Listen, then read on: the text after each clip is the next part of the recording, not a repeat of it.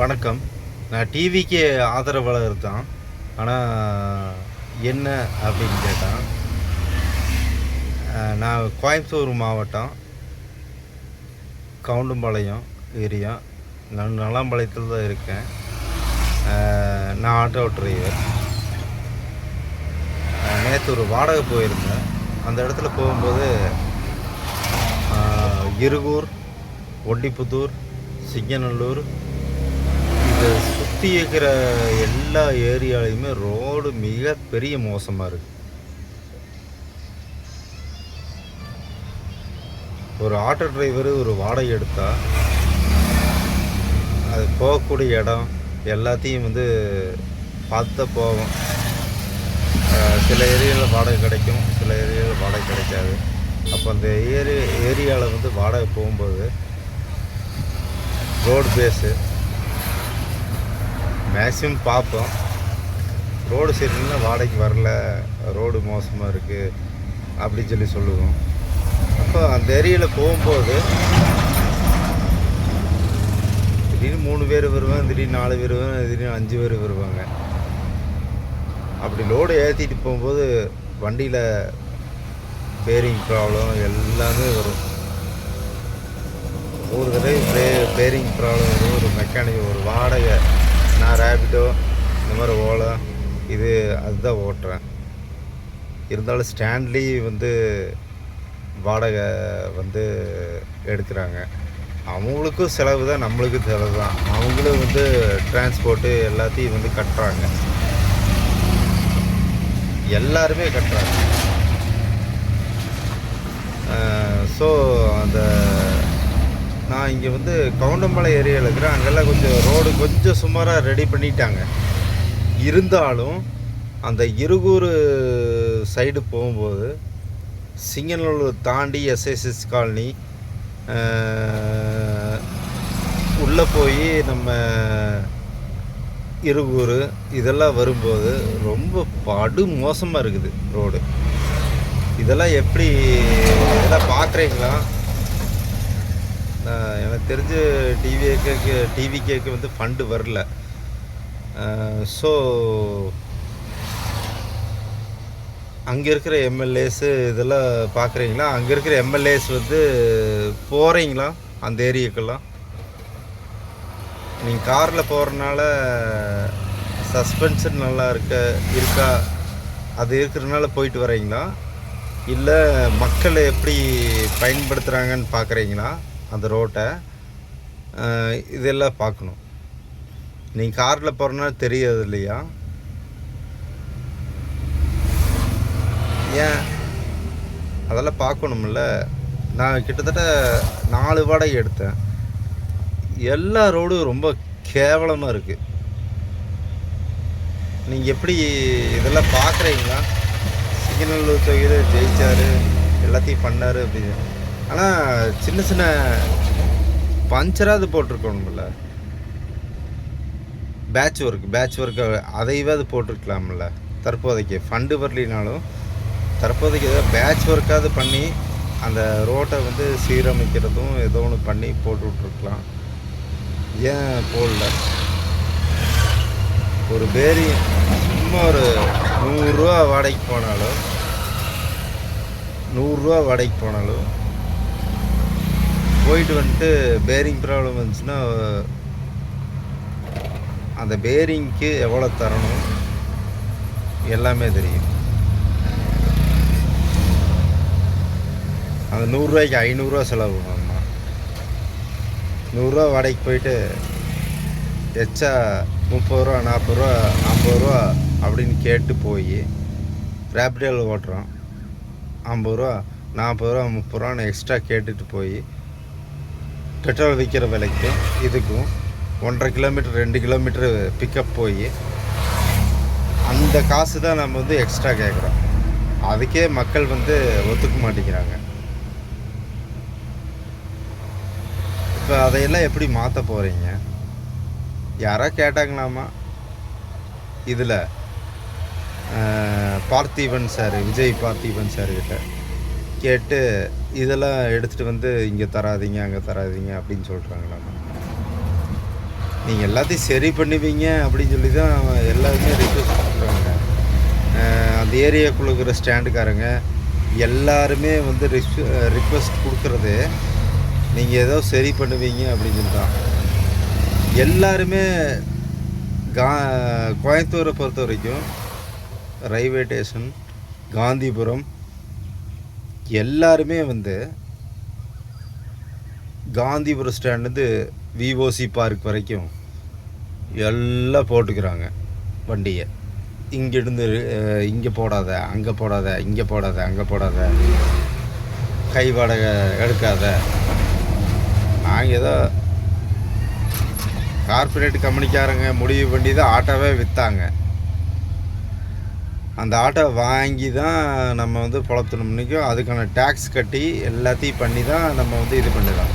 அப்போ இந்த ஸ்டேஷனில் காட்டூர் ஸ்டேஷன்லேருந்து கடைசி வரைக்கும் விஓசி பார்க் வரைக்கும் போடக்கூடாது, அது முனியப்பன் கோயில் வரைக்கும் போடக்கூடாது, அதை போடக்கூடாது, இதை போடக்கூடாது, வண்டி போடக்கூடாது அப்படின்னு சொல்லி எல்லாருமே வந்து இது பண்ணுறாங்க. இப்போ டேக்ஸ் கட்டிகிட்டு இருக்கிற ஆளுகள்லாம் வண்டி எடுக்கிறோம், ஒரு புது ஆட்டோ எடுக்கிறோம், அதுக்கு நம்ம வந்து டேக்ஸ் கட்டுறோம். புது ஆட்டோ எடுக்கிறோம், அதுக்கு டேக்ஸ் கட்டுறோம். ரோட் டேக்ஸ் எடுக்கிறோம், வருஷம் வந்து எஃப்சி பண்ணுறோம். எல்லாத்தையும் பண்ணி முடிச்சுட்டு அப்போ இந்த இடத்துல போடக்கூடாத வண்டியை, இந்த இடத்துல போடக்கூடாத வண்டியை அவன் எங்கே வேணால் நிறுத்துவான். நிறுத்திட்டு ஆன்லைன் எடுத்துகிட்டு போகிறான். நீங்கள் எதுக்கு இங்கே போடக்கூடாது, அங்கே போடக்கூடாது அப்படின்னு வந்து ஸ்டாண்டுக்காரங்கெல்லாம் வந்து தகராறு பண்ணுறாங்க, நிறுத்த விட மாட்டேங்கிறாங்க. இதனால் பல விஷயத்தில் ஆன்லைன் மூலமாக பல சிக்கல் வருது. ஸோ நீங்கள் கொஞ்சம் பார்த்து அந்த ரேட்டு கொஞ்சம் உயர்த்தி போட்டிங்கன்னா மீட்ரு வாடகையிலே ஓட்டிடலாம். அந்த மீட்டருக்கான சார்ஜ் சில பேர் மீட்ரு இல்லாமல் தான் ஓட்டுறாங்க. மீட்ரு வாடகை ஓட்டினா எல்லா ஆட்டோக்காரங்களுக்கும் கரெக்டான ரீசனபிளாக ஒரு வாடகை வரும். எல்லா ஆட்டோக்காரங்களும் நிற்காமல் ஓடும். பக்கத்தில் போகிறவங்களுக்கும் நீங்கள் தான் சொல்லிட்டீங்கள தமிழ்நாடு ஃபுல்லாக ஃப்ரீ. அப்போ அந்த சிட்டிக்குள்ளே ஓடுறதுக்கு எங்களுக்காவது ஏதோ உதவி செய்யலாம்ல, ஏன் அதை மட்டும் பண்ண மாட்டேங்கிறீங்க? முன்னே இருந்த கவர்மெண்ட்டு பண்ணல, அது ஓகே. அது தில்லுமுள்ளு கவர்மெண்ட்டு, தில்லு முள்ளு கவர்மெண்ட்டு திமுக. சரி, நீங்கள் முதல்ல ஏன் அது விஜய் பார்த்திபன் வந்து என்னை தேடி தலைமை செயலகத்துக்கு வரக்கூடாது, அதை வரக்கூடாது, இதை வரக்கூடாது அப்படின்னு சொல்லிட்டு ஏன் அப்படி எல்லாம் வந்து அறிக்கை கொடுக்குறாரு? ஆமாம், நம்பி ஓட்டு போட்டாங்க. அத்தனை ஆட்டோக்காரங்களும் ஓட்டு போடல, சில ஆட்டோக்காரங்களும் அதை ஓட்டு போட்டாங்கல்ல. அப்போ நீங்கள அதை வந்து பண்ணணும்ல.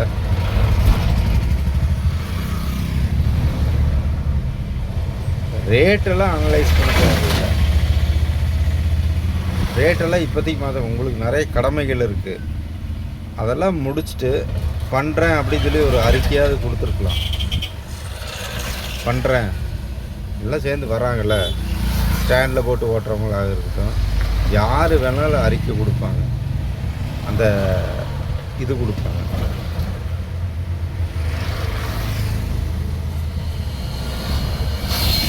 பண்ணணும்ல, ஒரு ஃபார்ம் கொடுப்பாங்க, அப்ளிகேஷன் கொடுப்பாங்க, இதை வந்து சரி பண்ணுங்க அப்படின்னு வந்து சொல்லுவாங்க.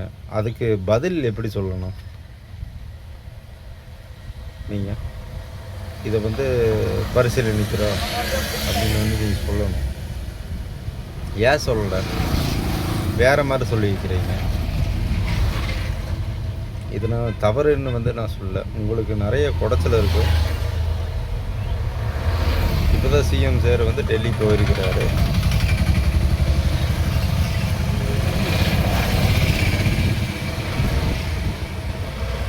ஆட்டோக்காரங்களுக்கும் ஒரு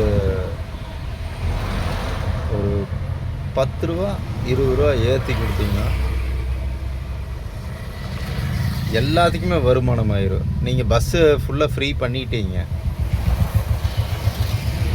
பஸ்ஸு ஃபுல்லாக ஃப்ரீ. அதை எதிர்பார்த்துட்டு தான் மக்கள் இருக்கிறாங்க. இருந்தாலும் அந்த பஸ்ஸு ஃப்ரீன்னு போகும்போது லோக்கலில் ஓட்டுற ஆட்டோக்காரங்களுக்கு ஸ்டாண்டாக இருந்தாலும் எதாக இருந்தாலும் எங்கே வேணால் நிறுத்தி வாடகை எடுத்துகிட்டு போகலாம் அப்படிங்கிற இதை நீங்கள் சொல்லணும். இதுக்காக ஸ்டேஷன்லேயோ இப்படி எங்களையும் தொந்தரவு பண்ணக்கூடாது. ஆன்லைனில் ஓட்டுறவங்கள, ஆன்லைனில் வரவங்க ஆன்லைனில் எடுத்துகிட்டு போவான், எங்கே வேணால் நிறுத்தி வாடகை எடுக்கலாம் அப்படிங்கிற உத்தரவு போடணும். யாரும் யாரையும் துரத்தக்கூடாது. எங்கே நிற்கிறானா அங்கே வாடகை எடுத்துகிட்டு போகணும். நோ பார்க்கிங் நிறுத்தக்கூடாது. அப்போ இவங்க ஸ்டாண்டில் பல வருஷமாக உட்காந்துட்டு ஸ்டாண்டில் உட்காந்துட்டு, எங்கள் அப்பா ஆட்டோ டிரைவர் தான் டெக்ஸ்டூலில். அப்போ அந்த இன்ஃப்ளூயன்ஸை யூஸ் பண்ணி நான் காந்தி வர வரைக்கும் எல்லாம் சப்போர்ட் பண்ண முடியும்ல. நான் ஏன் கேட்கல? நான் ஏன் கேட்கல? 97 எங்கள் அப்பா இறந்தார். நான் அந்த இங்கிலீஷை யூஸ் பண்ணி நான் காந்தி வர வரைக்கும் நான் சப்போர்ட் வாங்க முடியாதா?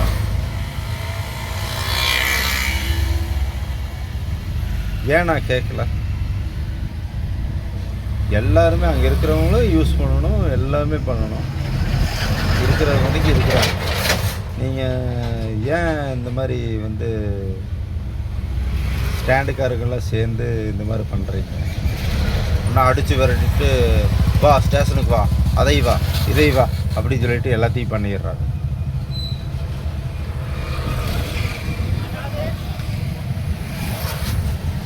என்ன அராஜகம்தான் நடக்குது. இந்த ஆட்சியிலும் சரி, போன ஆட்சியிலும் சரி, அதுக்கு முன்னத்த ஆட்சியிலும் சரி, இன்றைக்கி அராஜகம் பண்ணிட்டு தான் இருக்கிறாங்க.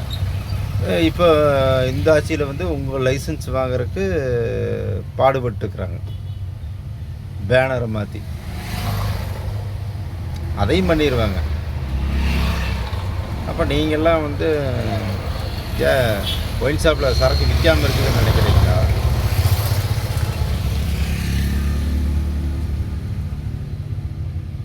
விற்காமல் இருக்குதுன்னு நினைக்கிறீங்களா?